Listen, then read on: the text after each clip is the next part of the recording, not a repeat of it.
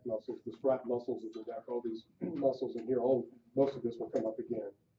So this is just an initial presentation, and we'll spend more time looking at these later. But the mylohyoid is innervated by D3. One way to remember that it's just like the muscles of mastication. And you can see the mylohyoid here at 3 levels of sectioning. So the muscle attaches at the mandible right here at this interior mylohyoid line, which is just a ridge of muscle attachment there on the mandible. And like most of these suprahyoid muscles, the function of these, in addition to providing a base for the floor of the chin there, is just to facilitate positioning of the hyoid, essential for deglutition or swallowing and respiration. The geniohyoid, remember, is running more or less, chin, genio implies chin, and then the hyoid implies the hyoid bone. So it's running along this axis. If you go back to our illustration here, the mylohyoid is inferior to the geniohyoid. This is the genio, this is the mylohyoid.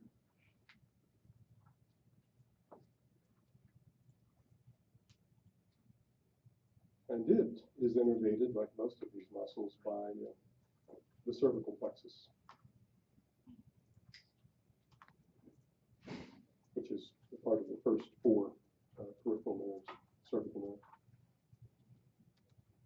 And this is a good illustration to sort of put all this together. You can see the hyoid bone here. You can see the genu up here. So here's our mylohyoid. Here's the geniohyoid. And then you can see the mylohyoid from the side there below. You can begin to get some sense of where these glands reside in relationship to the mylohyoid. In general, we can say that the sublingual gland is superior or lies above the mylohyoid. This is the submandibular gland down here.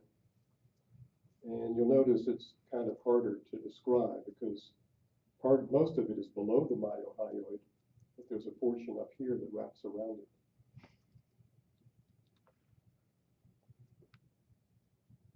So most of it is down here.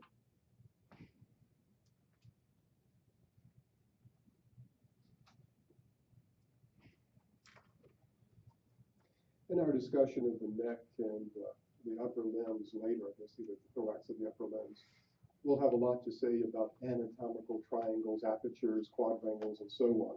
Now, this is the first time we'll be talking about this concept.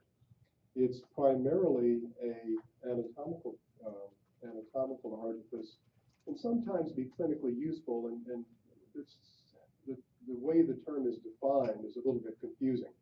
So apertures generally imply regions of access, I guess is the way you could say. This is a little opening. Here it's defined by 3 muscles, the pharyngeals here, the superior middle pharyngeal, and then the mylohyoid.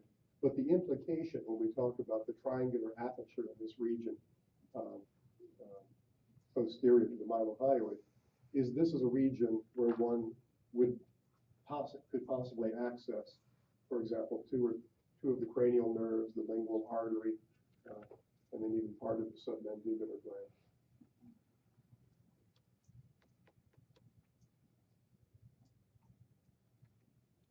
So we're looking at the floor of the oral cavity here, and you can see the dorsum of the tongue there. You can see the apex of the tongue down here. And then there's this median sulcus, this little furrow that runs down along the axis of the tongue there, to what is sometimes called the foramen cecum.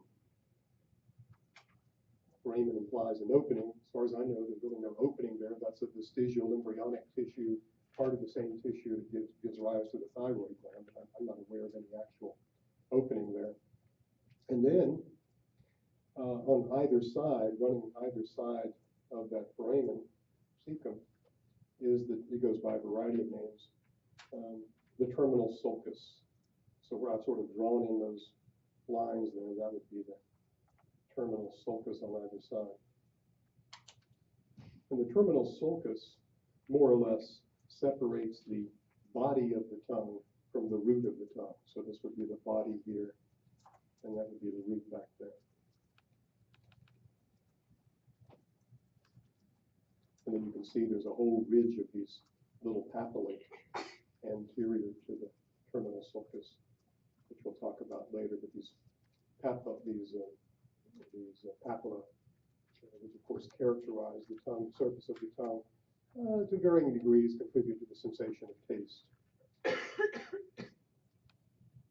So we then have the body of the tongue, we have the root of the tongue, and then back here, this is sometimes called the vallecular region.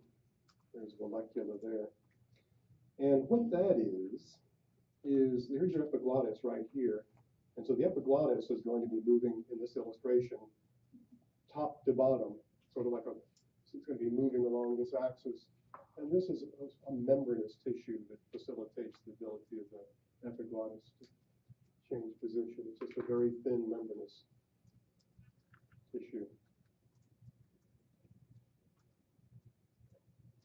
So body, root, and then vallecular. And then we've already talked about all of this. These are the fauces. And so the lateral to the root would be the fauces, and we talked about the palatoglossus here, the palatopharyngeal here, and the palatine tonsils there. We saw in that triangular aperture reference to the constrictor. That's a big constrictor there. It gives you some idea of how those constrictor muscles work. They sort of wrap around the esophagus at this point. And then here's the buccinator we talked about. I think that covers everything that is important. Any questions about the terms we use to describe the tongue?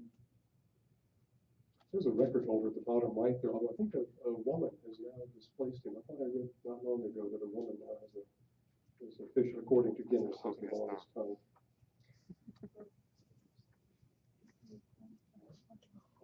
Massive tissue there. So here's a more vital specimen. Once again, we can see the root back here, the body here, the sulcus terminalis back there.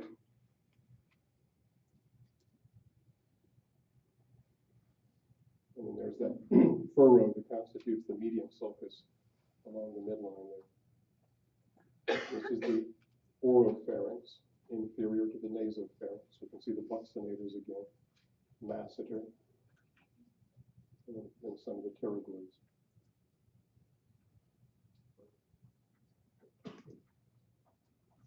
So we talked about these papilla. It's important to realize the papilla, the term papilla is not a taste bud. It's not like one of the beer commercials you've seen on the Sunday football. The papilla is just, as the term suggests, just a little projection on the surface of the tissue there. And there are generally 4 classes of papilla, probably.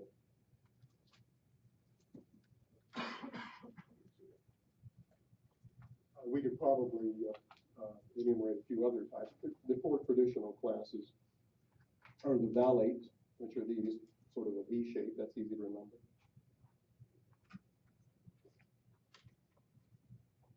Then if you will have the person beside you stick their tongue out at you, you will see that at the margins and along the body of the tongue here, some of these papilla are larger than others. The larger ones, are the fungiform papillae. And then scattered between those at a much higher density are the filiform papillae. And then at the posterior, toward the root, posterior and lateral walls of the tongue, the body of the tongue are the foliate papilla. Back in here. So valate, foliate. And then these fungiform and filiform are sort of interspersed around the dorsum. So, for example, that would be a fungiform, and these would all be filiform.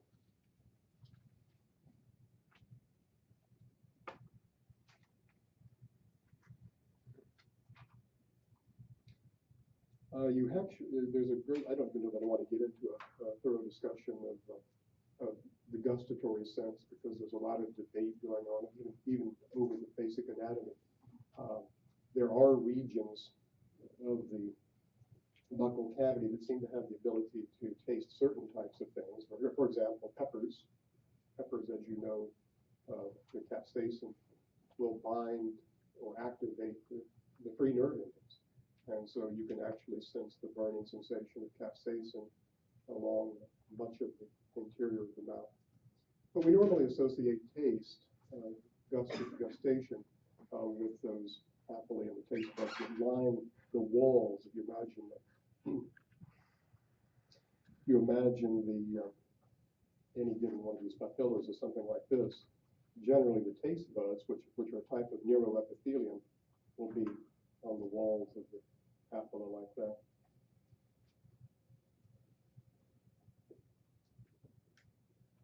There are no papilla on the underside of the tongue.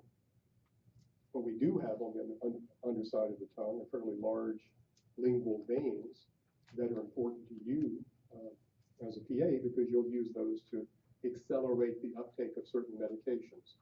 For whatever reason, those veins are often used to facilitate immediate absorption.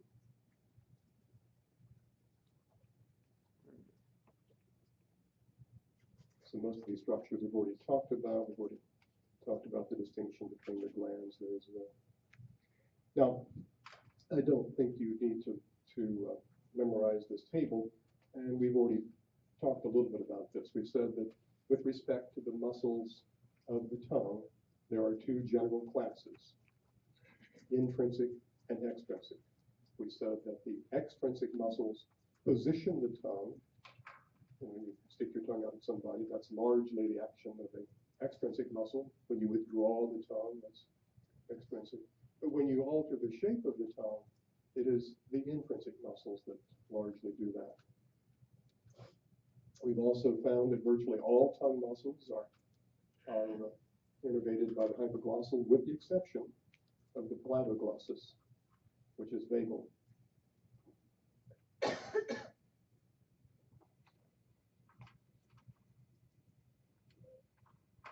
So if you look at these illustrations, oh, by the way, let's slide here. With respect to the intrinsic muscles, you do not have to be able to localize these anatomically, but I do want you to be able to recognize the names. So here are the four general classes of intrinsic muscles: superior longitudinal, inferior longitudinal, transverse, and vertical.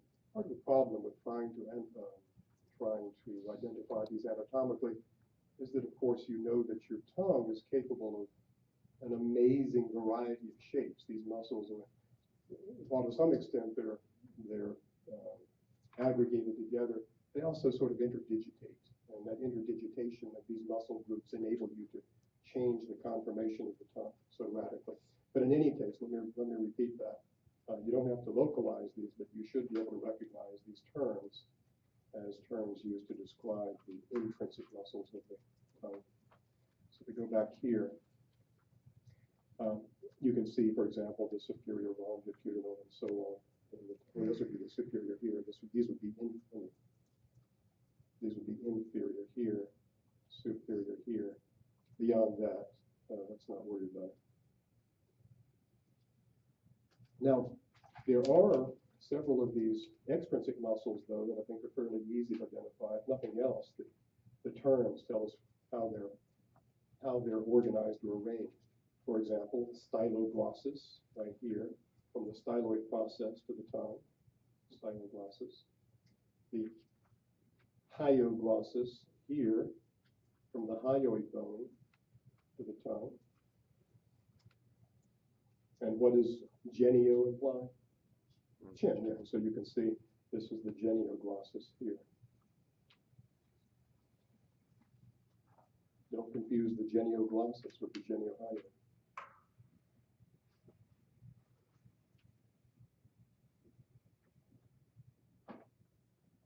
And we've already looked at the palatoglossus, important in the oropharyngeal isthmus. So there's a little discussion here of each of these. Primarily what I'm concerned that you'll be able to do is differentiate both functionally and structurally these intrinsic and extrinsic muscles. So you can see again the genioglossus here, styloglossus, hyaloglossus. You can see the pharyngeal constrictors we talked about before inferiorly.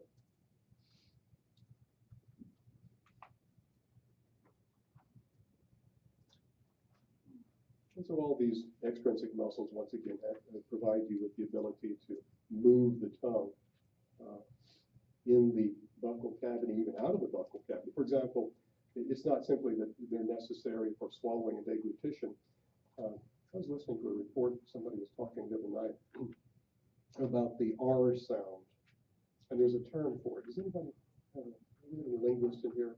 In all languages, there's a term to describe the R sound, and some languages it's very complicated. Some languages the R's are trilled, but in all cases, as a PA, it's a common speech issue for children because it involves, as we're talking about these extrinsic muscles, retraction of the tongue in one direction while the shape of the tongue is changing in another direction.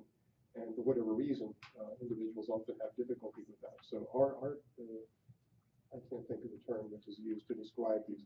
But my point being, these extrinsic muscles are also critical for enunciation.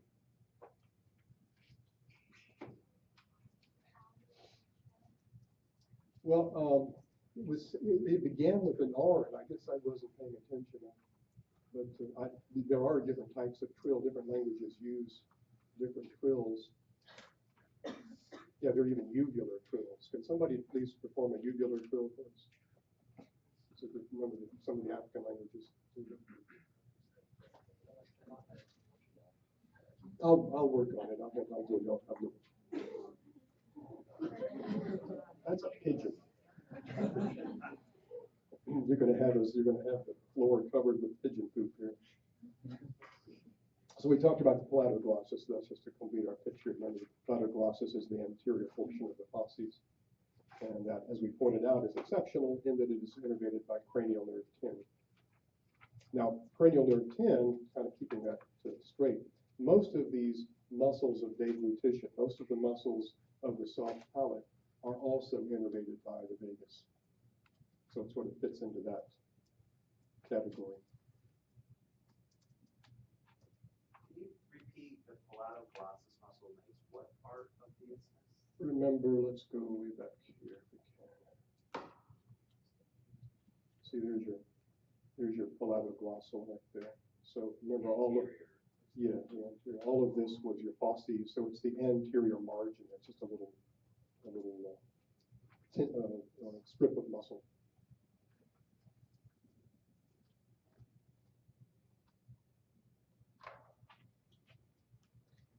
The muscles of the tongue are largely supplied by the lingual artery. And you can see its tortuous course here, but do notice that the lingual artery comes right off the external carotid. So it's a direct branch of the carotid, external carotid, despite the fact that it runs like a meandering river. And it supplies not only the tongue, but the sublingual gland and some of the oral mucosa. The veins have a similar name. We talked about the deep lingual vein. Most of these drain curiously into the internal jugular. And we said that clinically these are important because a lot of medications are taken up by the circulation on the underside of the tongue.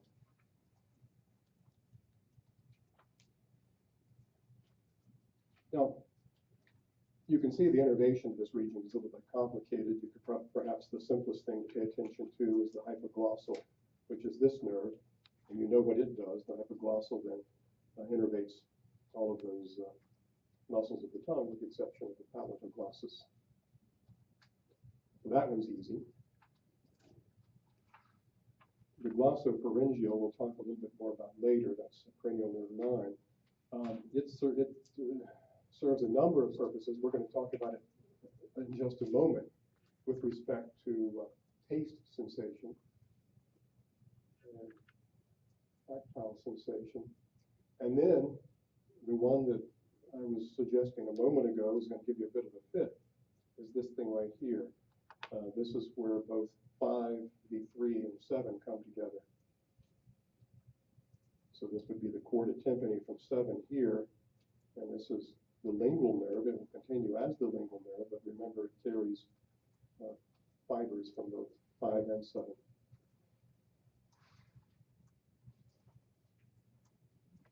So you have a couple of these illustrations. I think probably, well, I don't know. To me, this is the easier one to understand.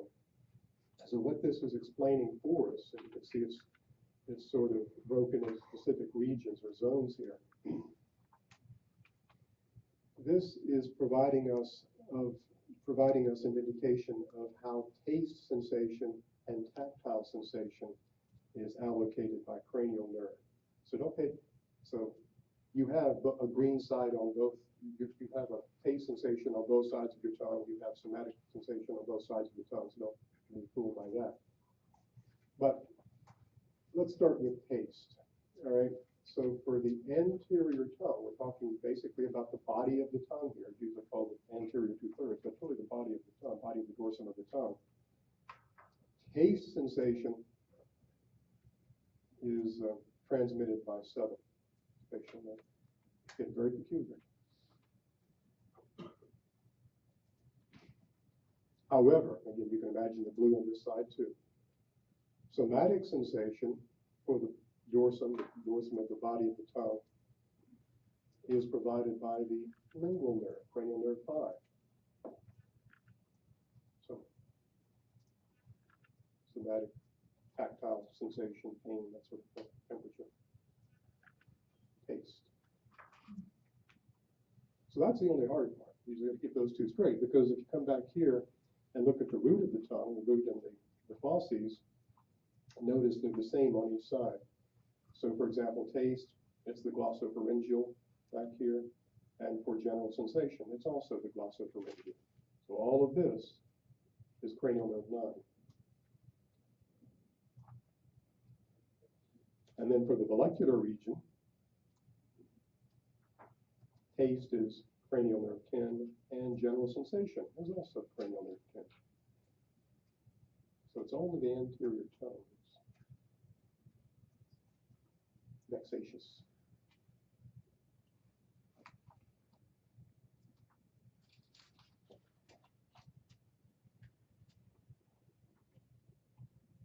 And as I say, I prefer that illustration to some of the others, but this illustration on the next side is the same thing. So if that was easier for you. And hopefully you understand what we mean by the lingual nerve then. That's the continuation of V3 that includes fibers from cranial nerve 7.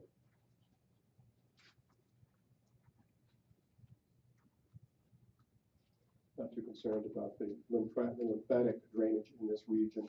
You notice that for the tongue, it's basically to the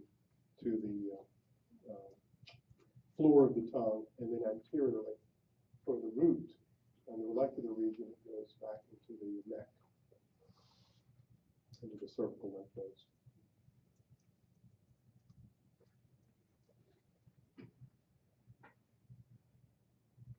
So we've already talked about the salivary glands. You have several illustrations here showing the relative position of these sublingual and submandibular glands. As I say, I'm not too happy with any of these.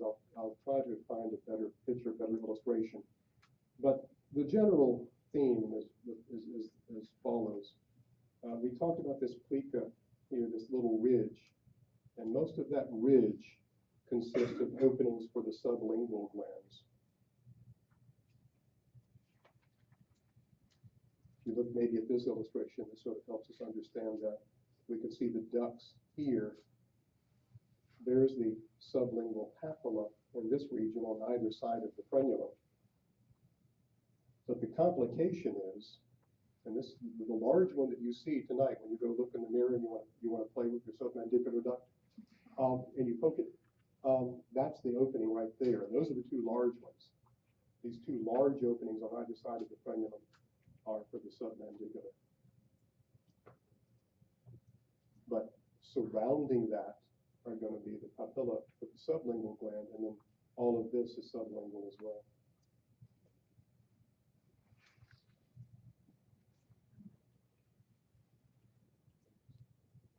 And we talked about the peculiar morphology. Of course, it isn't very clear in this illustration. Let's see if we can find a better one here. Peculiar morphology of the submandibular, most of which resides below the mylohyoid, but a portion extends above it. That's sometimes called this little U-shaped region here, sometimes called the uncinate. And the uncinate, the term uncinate, just means hook-shaped. So that portion of the submandibular that wraps around the mylohyoid is sometimes called, again, general anatomical term. We'll see it later in various contexts. So that would be the hook-shaped region of the submandibular.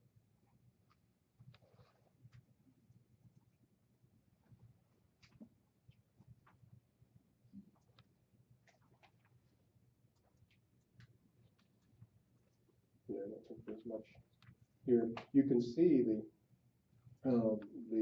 submandibular duct here and how it ends up right there with those sublingual papilla. You can also see the proximity of the lingual nerve here.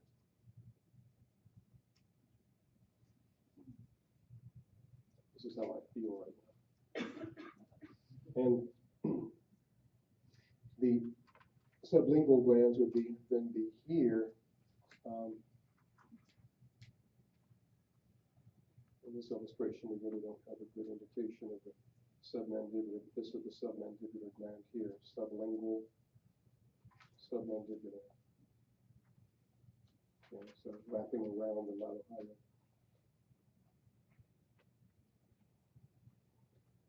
And we talked about the autonomic innervation, was reference to the term piggybacking earlier. So again, kind of a complicated mess in here. The general rule is, and it's not terribly important right now, but the general rule is that the autonomic fibers, and these are chiefly parasympathetic in this context, for secretomotor activity.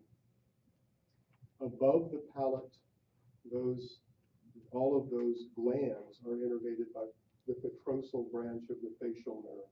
We just call it the petrosal nerve in many cases. And so that petrosal nerve is usually just an autonomic nerve.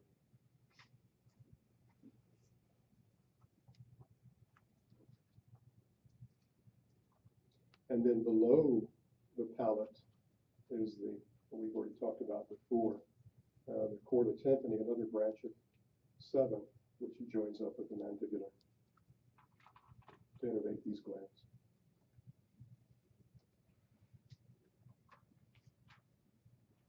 That would be the petrosal there.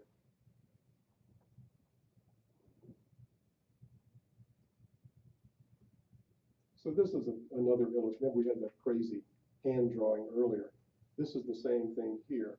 This is simply showing you the innervation of the sublingual and the submandibular glands here via the lingual nerve and the facial efferents.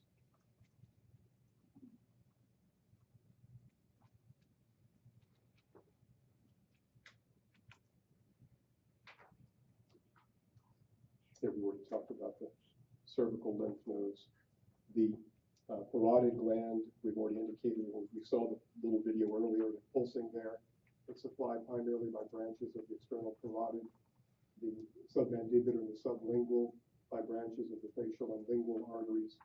And then the venous drainage, all of this eventually is going to end up in the external jugular, usually by way of the lingual and facial veins.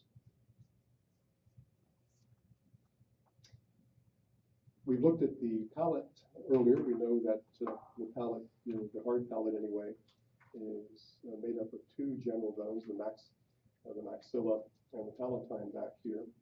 You can see we talked earlier about the intermaxillary suture, the incisive fossa for transmission of some small neurovascular structures.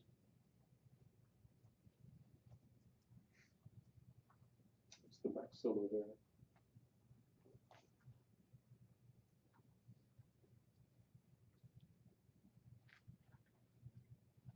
If you take your tongue and brush it across the top of your palate there, you know that it's covered by a mucosa.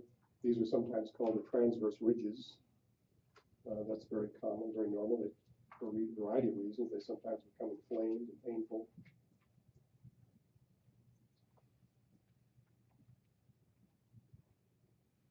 And then this is the palatine portion back here of the hard palate.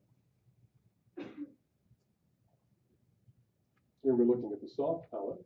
That's the portion of which includes the uvula there. All of these structures in the soft palate are essential for regulating deglutition, making sure that the timing of the swallowing process is controlled and regulated. Not a trivial process.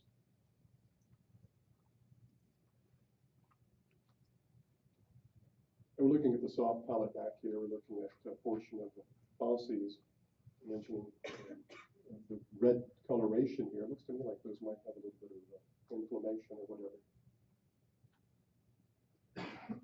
Do you brush your tongue? Does this person brush their tongue?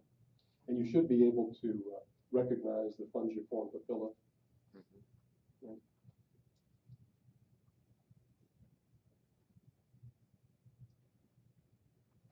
There are a number of muscles that regulate.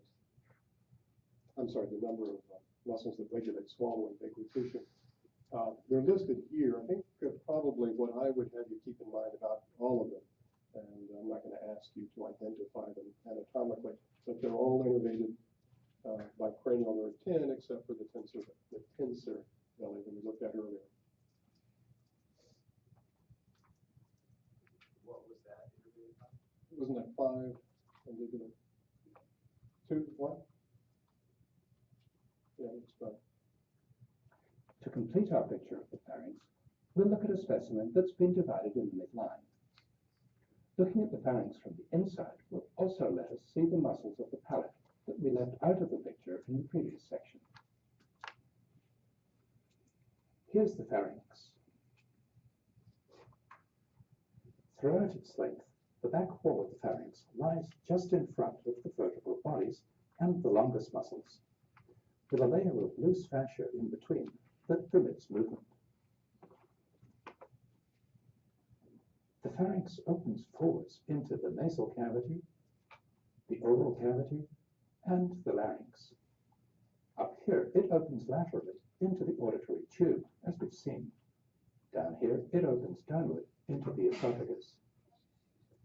The pharynx is often described in 3 parts: the nasopharynx, which we looked at already, the oropharynx, and the hypopharynx, also sometimes called the laryngopharynx. The muscles of the palate we haven't seen yet lie directly beneath the mucosa, which we'll remove. Here's palatoglossus. It arises here from the palatal aponeurosis and passes downwards and forwards to insert on the side of the tongue. Palatoglossus pulls the soft palate downward and forward. Here's palatopharyngeus. It arises partly from the edge of the hard palate, partly from the palatal aponeurosis. Palatopharyngeus passes downwards and backwards to blend with an almost continuous layer of longitudinal muscle that lines the lower part of the pharynx. The lowest fibers of palatopharyngeus insert here on the posterior border of the thyroid cartilage. The palatopharyngeus muscle lies inside the constrictor muscles, hiding them almost completely in this medial view. From here, we see only the upper part of the superior constrictor. We'll take a closer look at it. Here's the upper free border of the superior constrictor muscle. Coming in towards us from above are structures that we met earlier in this tape. the levator palatine muscle, the tensor palatine muscle, and the cartilage of the auditory tube. Those constrictor muscles are very important in orchestrating the waves of peristalsis, the little waves that allow the swallowing action to occur initially. We'll talk about this in the physiology. You can initiate swallowing, but can you stop it? No, that's because, in part, that skeletal muscle changes to smooth muscle distally. It's no longer voluntary muscle. So you have a couple of these, several of these muscles here. I'm not too concerned that you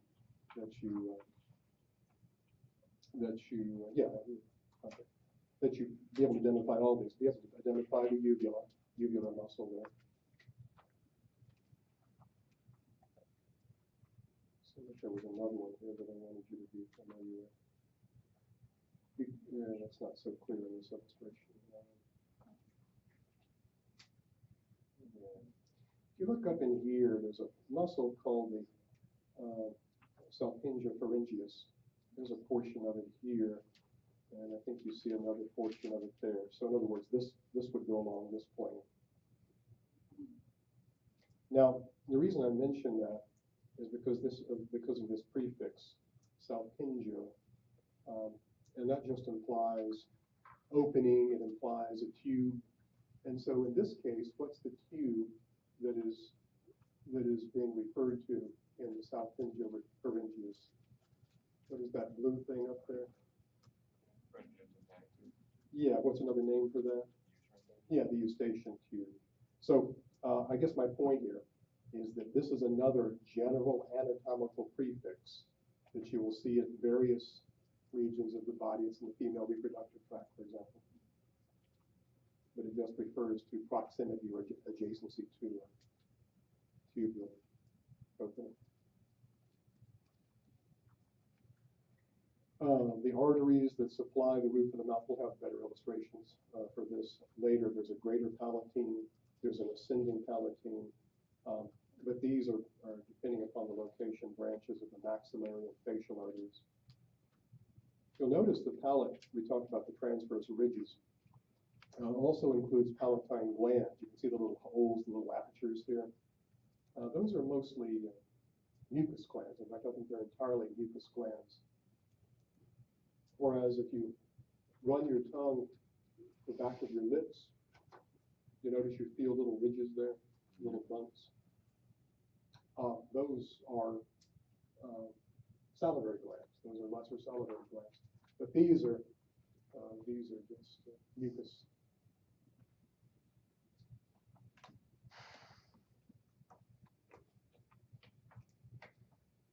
So here we're looking. We can see the external carotid. Here's the maxillary along this branch.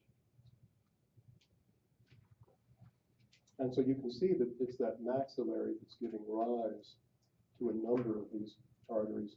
This is the greater palatine here.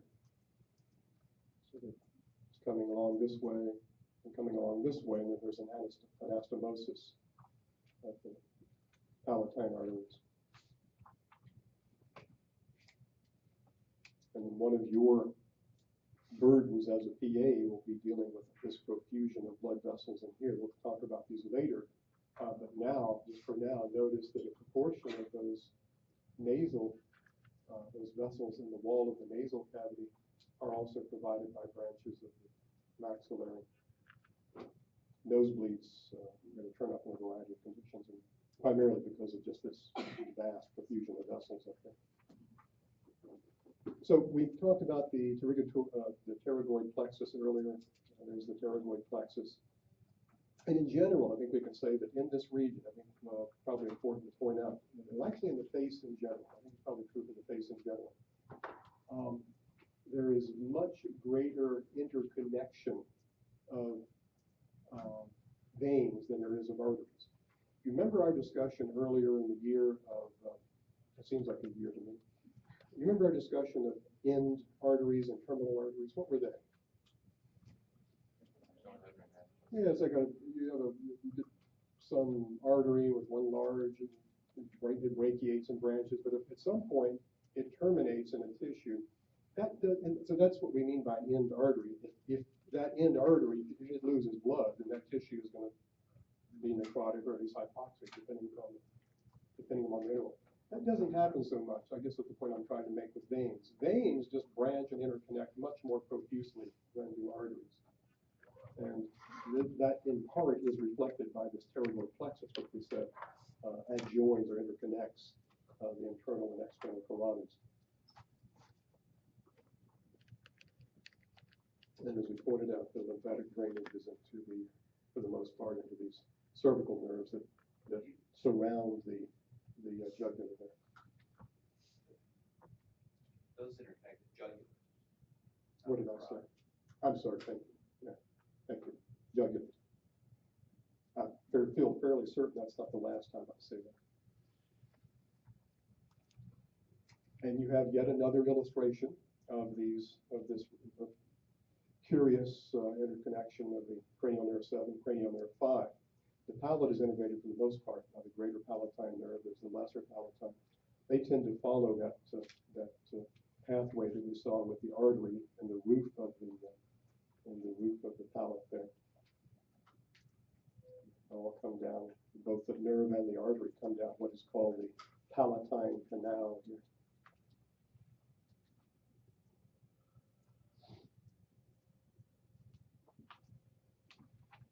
We talked about the teeth. You know the dentition, normal dentition. If you don't, you should know that. You can see the paired incisors here, the canine incisors here laterally, and then the canine, and then you have the premolars, and incisors. We talked about the nature of the fibrous joint connecting the teeth to the alveolus. We mentioned the term gingiva. We learned in the past 15 or 20 years, it doesn't seem that long ago to me, that the condition of the gums is often premonitory for the health of the heart, especially the pericardium. However it happens, there seems to be a relationship between the health of the gums and the potential risk for pericardial infections. I'm not too concerned that this is a gross anatomy course, I'm not too concerned that you be able to identify the parts of the tooth, but you should know that the initial deciduous teeth generally are gone by about 6 years or so, at least that process begins, the process of replacement begins. And that in some individuals, the rearmost molar can be problematic, that's the third molar.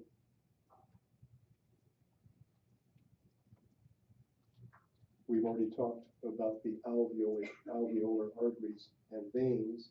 Remember, these are branches not of the facial, but the maxillary artery.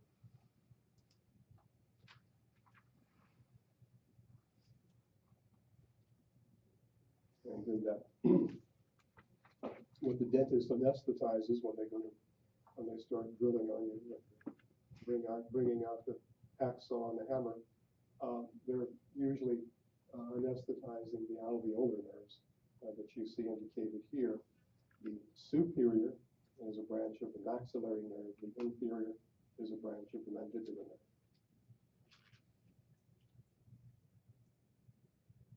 All right, good. We finished up. So I will see you this afternoon.